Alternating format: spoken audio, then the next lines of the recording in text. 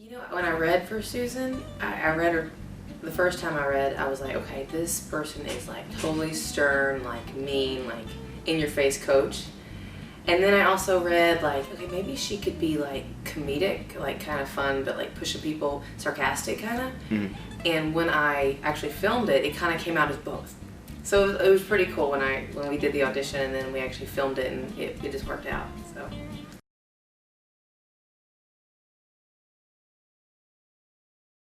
I'm such a tomboy. Like I grew up from Tennessee, and I grew up in a neighborhood that it was all boys. Like I was the only girl. So naturally I was like, for Christmas I wanted Nike flights and a basketball. You know, that's what I wanted. I asked my parents for that. And I'd play basketball with the boys and high go see the boys. So I grew up playing sports.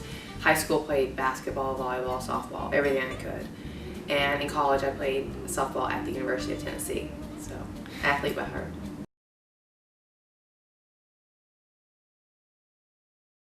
There have been a few coaches that have been very in your face. I use my own like satirical, like sarcasm that I have innately, you know, from my improv experience, but I combine that with some of the personalities that I've met over the course of the years. In fact, I actually recently took a class, an improv class as well, and the teacher gave me the best advice. She said, you know, don't just go into an audition doing your own rendition of something. She said, that can work and you can book a lot of stuff like that. She said, but take specific people in your life, whether you really didn't like them or you loved them, and their personality, and make that character you're auditioning for your own.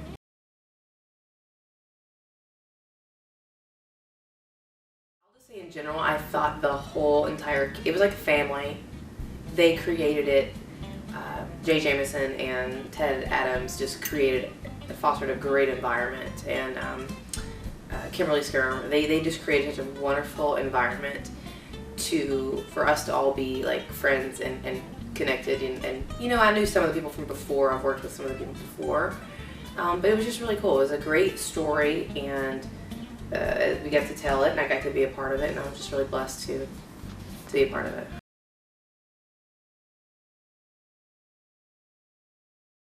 You know what, it was really tough for me. I have, as you know, I have now a 14-month-old at home, as well as a 3-year-old.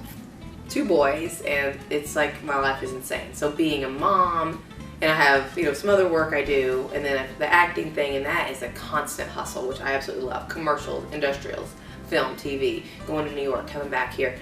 So it's a constant hustle. So when you tack on an overnight shoot, that's the tough part. It's actually, I mean, it's fun.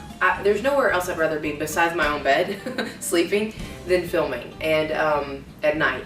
So when we did the overnight shoots, that was a little tough for me because I'm up during the day working or taking care of the kids. And then you got the 6 p.m. call time to 6 a.m.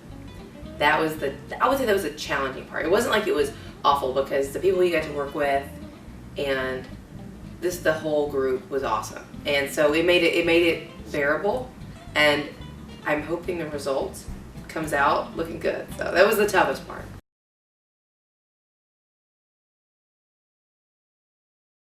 I mean, honestly, it's for anybody. I think triathletes right now are going to love this film because they can relate to it. They can say, this is the training I put into it. Because I think the whole concept, what Ted and Jay did, is it made it very real. Like, this is what you do. This is what you need to do to train for a triathlon. These are the struggles that go on, and then there's also real life that happens in between, and you merge those two together to make it a beautiful, beautiful story.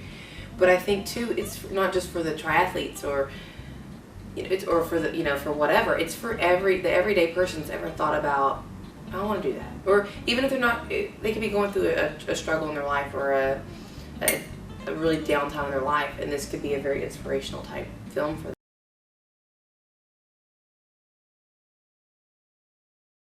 You know, there's a few things in the works. I can't necessarily say just yet, but there's a few good things coming up. I'm just, like I said, every day hustling and trying to get the next thing, and because this is what I love, and yeah, so I'll keep you posted.